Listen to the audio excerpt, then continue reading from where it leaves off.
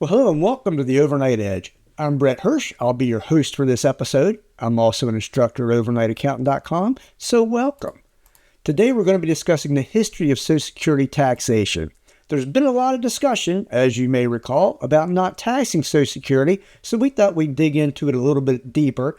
And some of it can be, what you're going to learn is, a little bit of it can be infuriating, and some of it actually is a little understandable once we get to the end.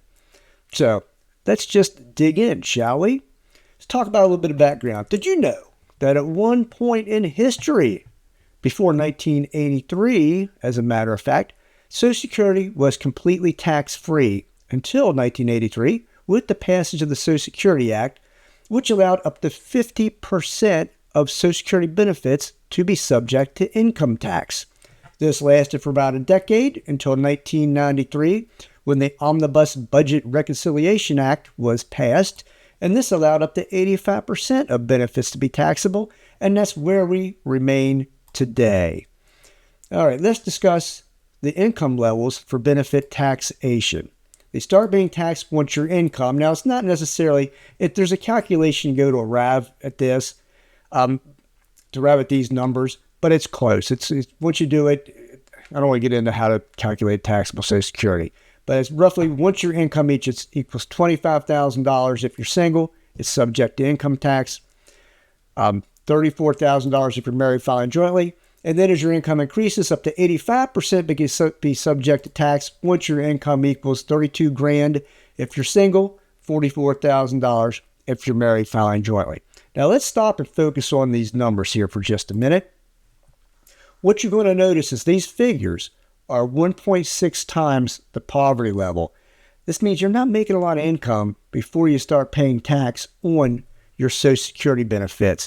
It starts being taxed at $25,000 as we went, $34,000. What this means is, if you have any type of retirement whatsoever, any type of pension, any type of retirement that is substantial in any way, or meaningful in any way, I should say, you're paying taxes on some portion of your Social Security. Also, you're going to notice something else here, what we call a marriage penalty. You'll see that if you're single, you don't start paying tax on benefits till you have $25,000 in income.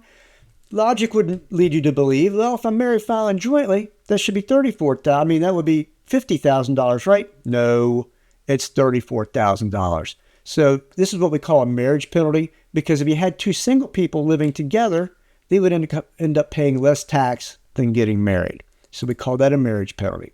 If you look here, if you're 85% tax level, if you're single, it's $32,000. It's not $64,000 if you're married. Filing jointly, it's $44,000. A little bit more the marriage penalty. All right, also you're going to notice, and this is somewhat infuriating, is that these figures are not adjusted for inflation. So since 1993, these numbers have not changed. This is a little trick Congress uses to make you believe that they're not raising your taxes however they are every year, and there's countless items in the tax code that are not adjusted for inflation, so everybody ends up paying more taxes each year, even though tax rates weren't increased. So you'll see here these numbers were not adjusted for inflation, so what would they be today? Well, in today's figures, you wouldn't start paying any tax on your Social Security benefits until you made $56,000 if you're single, $77,000 if you're married filing jointly. Look at that penalty, 56 versus 77. Going back to that. You want to be subject to 85% tax until you had $72,000 if you're single, $100,000 if you're married filing jointly. So you could have a fairly decent retirement before you started paying tax on your Social Security. So not adjusted for inflation.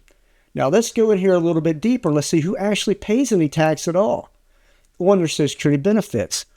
Now, what you're going to learn is only about 50% of Social Security benefit recipients pay any tax on their benefit. And I have an oh my there, because that basically shows you how low the income these Social Security recipients do not have any other retirement benefits, many of them, which is why they're not paying any tax. So it shows you, if you're a little bit younger and watching this, please plan ahead. Please start saving for retirement. What you're also going to see is 80%, even if you're paying tax on these benefits, 80% of recipients will receive more benefits during their lifetime than they paid in their entire lives. And that includes the employer's match. Your employer, if you're a W-2 employee, matches whatever you pay in. So it's twice whatever's withheld from your paychecks. So based on life expectancy and all that jazz, 80% of us receive more in benefits than we actually pay in. So why are the benefits taxed? The main reason they're taxed, if you do this analysis, is because it generates tax revenue to help slow the insolvency of Social Security and Medicare. It generated in 2023, it generated almost $86 billion in tax revenue, and those taxes were plugged right back into the trust fund, received $51 billion roughly, and Medicare received $35 billion of that tax revenue it generated. So as you can see here from our little analysis, it is infuriating, but we do receive more in benefits than we receive, than we pay in, most of us. And also, my conclusions when I did this little study, I kind of changed my tune a little bit, because if we weren't paying taxes on these benefits, you may not have any Social Security benefits in about 10 years. Thanks for watching, and we appreciate it. If you have any questions or comments or an idea for an episode of The Overnight Edge, please leave a comment. Please also check out the playlist to learn more tax tips or to watch more tax tips and business tips. We greatly appreciate that as well. And if you want to take a deep dive and really learn something about taxes and growing your business, check out our courses at overnightaccountant.com. Thank you so much. We appreciate you stopping by.